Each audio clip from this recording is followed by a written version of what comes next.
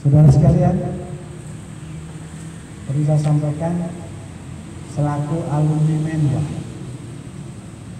saya ingin sampaikan bahwa apa bedanya kegiatan Menwa dengan kegiatan kemahasiswaan yang lain? Tidak banyak, hanya 3. Yang pertama adalah sikap disiplin dari Menwa lebih dari mahasiswa lain. Dan itu adalah kebanggaan dari UBM. UBM sekarang ini tidak bisa lagi seperti dulu.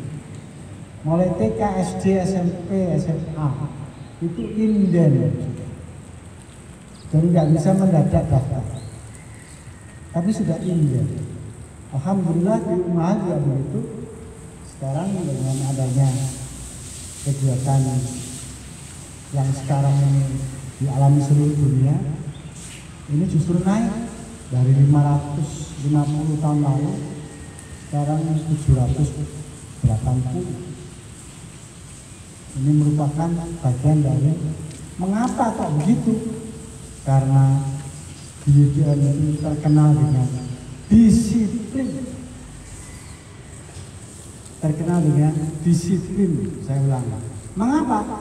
Karena pendiri UBM, Kiai Haji Hasyim Latif, adalah seorang tentara, seorang Hizbullah yang beliau ditugasi oleh Kiai Hasyim Hadratus Syekh Kiai Hasyim Asy'ari untuk berangkat ke Cibarusah bersama 3 orang lain, Pak Yusuf Hasyim, Kiai Munasir, dan beliaunya dilatih oleh PK menjadi Hizbullah.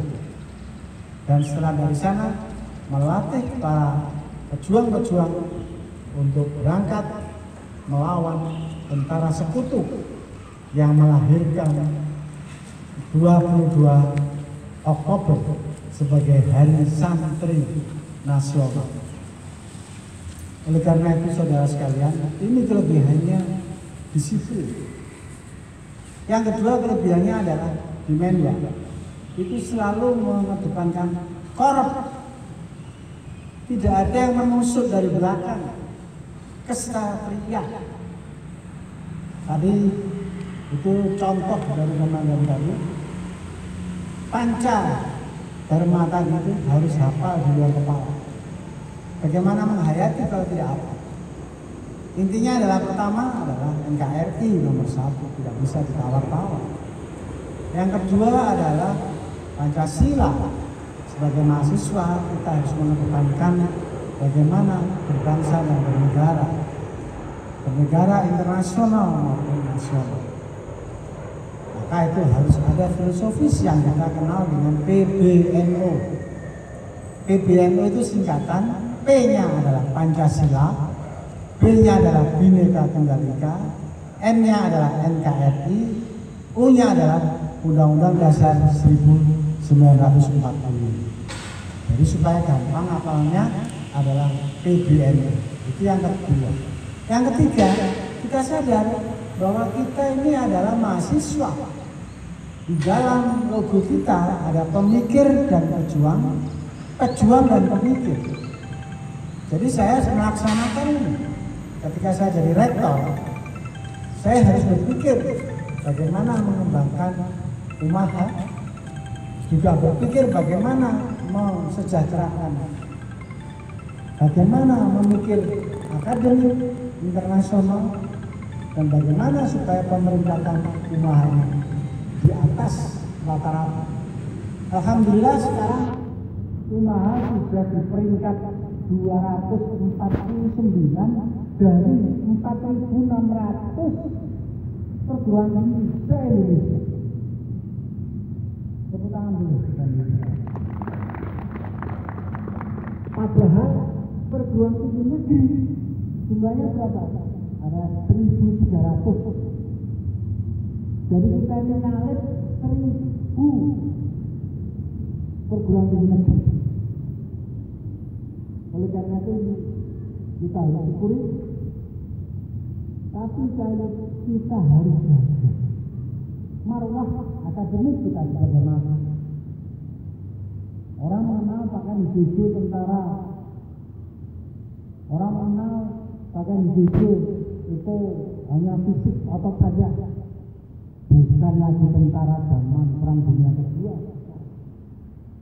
Sekarang ini adalah tentara zaman era milenial, zaman era digital. Perang pun tidak pakai senjata, cukup pakai sinar laser, tidak pakai peluru. Jadi kita harus berbasis digital. Nah, itu yang ketiga. Bagaimana ilmu harus kita kuasai? Itu panca dharma yang ketiga. Yang keempat adalah kita harus mempertahankan korup kita.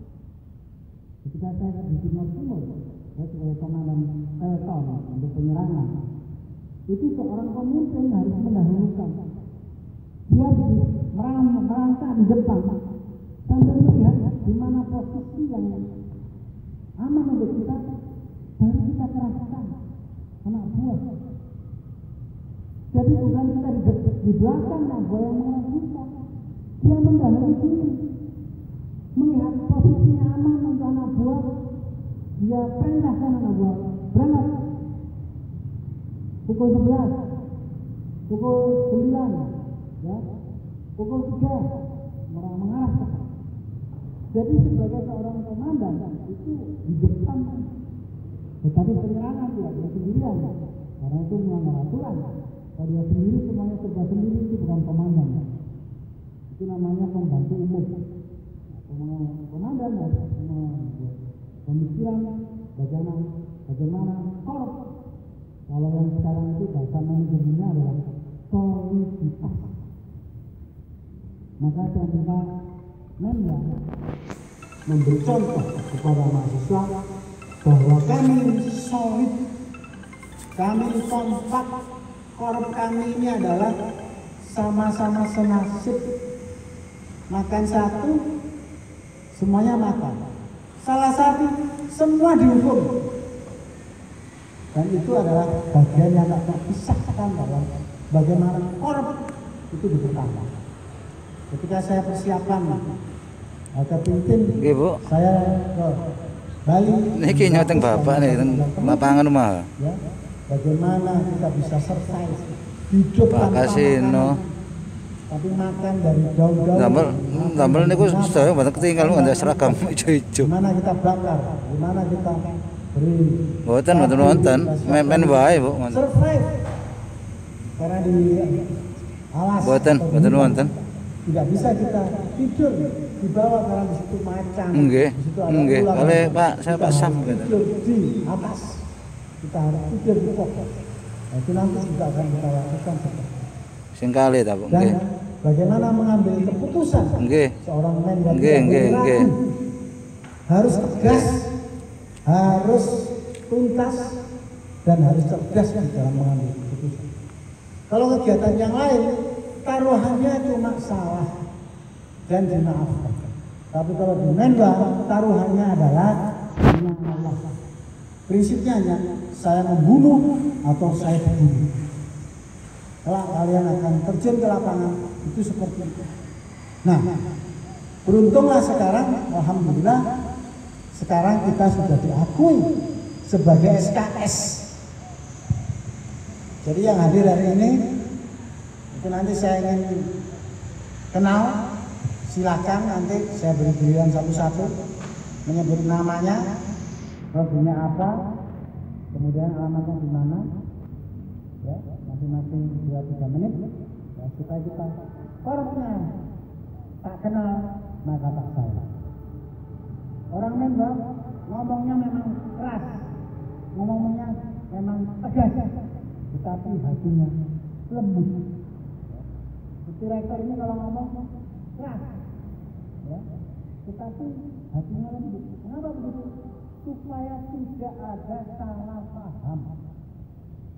Maka tidak boleh ngomong dengan atasan, ngomong dengan teman, itu dengan ngomong bisik-bisik, karena menimbulkan persepsi yang berbeda. Semuanya harus.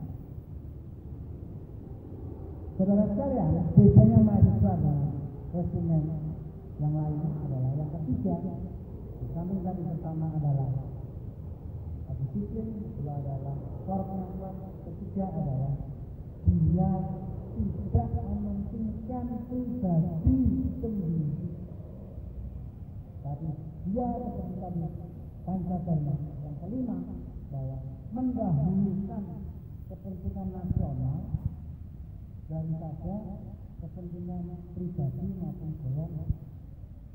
Walaupun kita ini Nahdlatul Ulama, tapi yang kita utamakan adalah NKRI harga. Pada hari yang sama sore ini, Bapak atau Habib Lutfi, dia adalah Dr. Habib Lutfi dari Samsa. Dia adalah ketua atau imam atau ketua umum Rabiatul Thariqat. Beliau hari ini memakai baju banter seperti itu, melatih para banter. Kenapa? Karena sekarang banyak aliran-aliran Islam yang ingin mendirikan bukan negara Islam, tetapi kepanjangan tangan dari orang-orang yang punya kepentingan dengan Arab, yang punya kepentingan dengan minyak, mengatasnamakan Islam. Maka kita yang Ahlus Sunnah wal Jamaah harus bisa melihat mana yang Islam demi kepentingan minyak Barat, dengan memperbodoh orang-orang Arab diadu oleh mereka dan membuat negara-negara boneka dan mengundang orang Indonesia yang tidak cerdas, bukan mahasiswa, dengan datang ke sana sebanyak sekitar 790 orang. Sekarang lontang lantung di Syria